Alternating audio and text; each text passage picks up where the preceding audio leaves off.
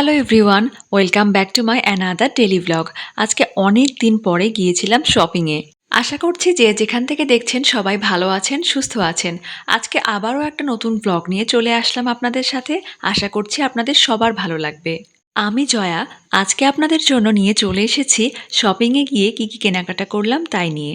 আজকে সকালে ঘুম থেকে উঠতে অনেক লেট হয়ে গিয়েছে, সো ব্রেকফাস্টে আর তেমন হেভি কিছু খাইনি। জাস্ট সকালে এক গ্লাস ইসবগুলের ভুসি খেয়েছি। কেন জানি না আজকে দুপুরে আমার কোনো তরকারি দিয়েই ভাত খেতে ইচ্ছে করছিল না। মাছ, ডাল, ভাজি সব কিছুই রান্না হয়েছে বাসায়, বাট তারপরেও আমার কোনো তরকারি দিয়েই ভাত খেতে ইচ্ছে করছিল না।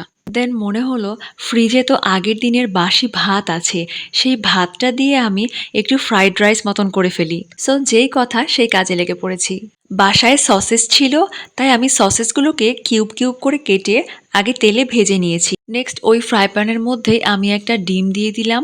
ডিমটাকে আমি একদম ঝুরি ঝুরি করে ভেজে নিয়েছি। এবারে এর মধ্যে কেটে রাখা পেঁয়াজ আর কাঁচামরিচ দিয়ে দিলাম। পেঁয়াজটা আমি একটু বেশি পরিমাণে দিয়েছি।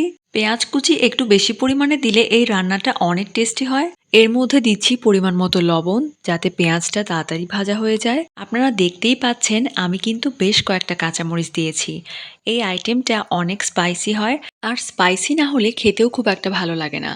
এদিকে পেঁয়াজ মরিচটা মোটামুটি ভাজা হয়ে গিয়েছে। এবারে আমি আগের দিনের বাসি ভাতটা দিয়ে দিচ্ছি এর মধ্যে। সো এবারে সবকিছু মিশিয়ে নেওয়ার পালা। আর হ্যাঁ, আমি কিন্তু প্রায় সব রান্নাতেই সরিষার তেলটাই ইউজ করি, সেটাও কিন্তু খুব সীমিত পরিমাণে, কারণ বেশি অয়েল আমাদের স্বাস্থ্যের জন্য একদমই ভালো না। আর এটা তো দেখেই বোঝা যাচ্ছে যে তেলের পরিমাণটা আমি একদমই কম রেখেছি। যাই হোক, এবারে আমি একটু নাড়াচাড়া করে ভাতগুলোকে ভালোভাবে মিশিয়ে নেব সবকিছুর সাথে। ব্যাস, তাহলেই কিন্তু তৈরি হয়ে যাবে আগের দিনের বাসি ভাত দিয়ে তৈরি ফ্রাইড রাইস। এবারে দিয়ে দিলাম আমি কিছু ধনেপাতা কুচি। ধনেপাতা দিয়ে একটু মিশিয়েই আমি নামিয়ে নেব। দেখেই কিন্তু বোঝা যাচ্ছে যে কতটা টেস্টি হয়েছে খেতে। দেখে তো আমি আর লোভ সামলাতেই পারছি না, আমার তো একেবারে জিভে জল এসে গিয়েছে। সসেজ, ধনেপাতা, ডিম এগুলো সবকিছু মিলেমিশে এত সুন্দর একটা স্মেল আসছিল যে কি বলবো। এবার আমি একটা প্লেটের মধ্যে খাবারটা সার্ভ করে নিচ্ছি। এটা একদম গরম গরম খেয়ে ফেলতে হবে, তবেই এর আসল মজাটা পাওয়া যাবে। Now it's looking very delicious. না খেলে কাউকে বোঝানোই সম্ভব না যে কতটা মজাদার হয়েছিল। গতকাল রাতে রান্না করা হয়েছিল চিকেন, সেই চিকেন কষা খানিকটা ছিল। এখন আমি সেই চিকেন কষাটা বেশ ভালোভাবে গরম করে নিলাম। এবার এই ফ্রাইড রাইসের সাথে আমি চিকেন কষাটা দিয়ে খাবো, এটা অনেক মজা লাগে খেতে। যখন আমার কোনো কিছু খাওয়ার রুচি থাকে না মুখে, তখন আমি এভাবে ফ্রাইড রাইস বানিয়ে খাই।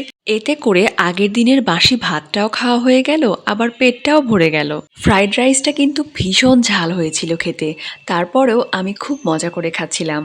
আপনাদেরও যখন বাসায় কোনো কিছু খেতে ভালো লাগবে না, তখন আমার মতো এভাবে একবার ফ্রাইড রাইস বানিয়ে খেয়ে দেখবেন, ভীষণ টেস্ট হয় খেতে। আসলে প্রত্যেক দিনই তো আমাদের একঘেয়ে সেই ভাত তরকারি এগুলো খেতে সবসময় ভালো লাগে না। সো আজকে ভাবছি অনেকদিন পরে একটু শপিংয়ে যাব, কিছু টুকিটাকি কেনাকাটা করার আছে, আর পুজো তো একদম চলেই এসেছে। এখানে আমি বাইরে যাওয়ার জন্য একটা ড্রেস বের করে নিয়েছি। ড্রেসটা ভীষণ সুন্দর ছিল, ওড়নাটা ছিল জর্জেটের, আর ড্রেসের সামনে পার্টটা বেশ সুন্দর করে কাজ করা ছিল। সাথে আমি একটা লেগিংস দিয়ে পরে নিয়েছি, আর কালারটা তো আপনারা দেখতেই পাচ্ছেন, ভীষণ সুন্দর একটা সোবার কালার। সো এখানে ড্রেসটা পরে আমি একদম রেডি হয়ে নিয়েছি, আর আপনারা তো দেখতেই পাচ্ছেন আমাকে কত সুন্দর লাগছে। ফার্স্টে ভাবছিলাম চুলটা খোলা রেখে যাব, তারপরে ভাবলাম চুলটা বেঁধেই নেই। আমরা সবাই রেডি হয়ে গিয়েছি, আর সূর্যও এখানে রেডি হয়ে চলে এসেছে। ও একটা গেঞ্জি সেট পরে নিয়েছে, ওর গেঞ্জিটা কিন্তু সুন্দর ড্রাগন ড্রাগন প্রিন্ট করা। সো বাসা থেকে বেরিয়ে আমরা একটা রিক্সা নিয়ে নিয়েছি, আর সবাই রিক্সায় উঠে পড়েছি। এবার আমরা চলে যাচ্ছি মার্কেটে। Let's go for shopping. যেহেতু পুজো চলেই এসেছে, সবাই পুজোর মার্কেট করতে বেরিয়ে পড়েছে, তাই বাজারে একটু বেশিই ভিড় ছিল। ফার্স্টেই আমরা যে দোকানটাতে এসেছি, এখানে বিভিন্ন ধরনের ফ্লাওয়ার ভাস পাওয়া যায়। ফ্লাওয়ার ভাসগুলো যে এত সুন্দর ছিল, মনে হচ্ছিল কোনটা ছেড়ে কোনটা নিই। স্পেশালি এই যে সাইকেলের মতো একটা ফ্লাওয়ার ভাস দেখতে পাচ্ছেন না, এটা যে আমার এত পছন্দ হয়েছিল, ভীষণ ভাল লাগছিল। বাট এখানে প্রাইসটা সবকিছুরই একটু বেশি। আর এই যে এই সাইডটাতে ছিল অনেক সুন্দর সুন্দর কর্নার র্যাক। এই কর্নার র্যাকগুলো ঘরে রাখলে ঘরের সৌন্দর্যটাই অনেক বেড়ে যায়। সূর্য তো মার্কেটে গিয়ে জেদ ধরেছে, সে খেলনা নেবে খেলনা নেবে, বাচ্চারা বাইরে গেলে যা করে আর কি। এবার ওর তো কোনো খেলনাই পছন্দ হচ্ছে না। আমরা এখানে দেখছিলাম কোন খেলনাটা নেওয়া যায়, বাট সূর্য কোনো কিছুই পছন্দ করছিল না। বিভিন্ন রকমের খেলনা দেখার পরে ওখানে একটা অক্টোপাসের সফট টয়েস ছিল, সেটাই সে পছন্দ করে নিয়েছে। আর এখানে এই যে আঙুরের ঝোপা দেখা যাচ্ছে না, এটা আমার কাছে ভীষণ মজা লেগেছে। এই দোকানটাতে অনেক রকমের ভ্যারাইটি আছে, বাট যেটাই পছন্দ হচ্ছে সেটাই দাম যাচ্ছে প্রায় ডবলের মতো, একটু দামটা বেশিই যাচ্ছে এখানে। আমার কিছু মেকআপ আইটেম কেনার আছে, তাই আমরা এই দোকানটাতে চলে এসেছি। কসমেটিক্সের যে কোনো জিনিস কেনার জন্য আমি সচরাচর এখানেই আসি। ফার্স্টে আগে আমি দেখে নিচ্ছিলাম এগুলোর মধ্যে কোনো হেয়ার ব্যান্ড আমার পছন্দ হয় কিনা।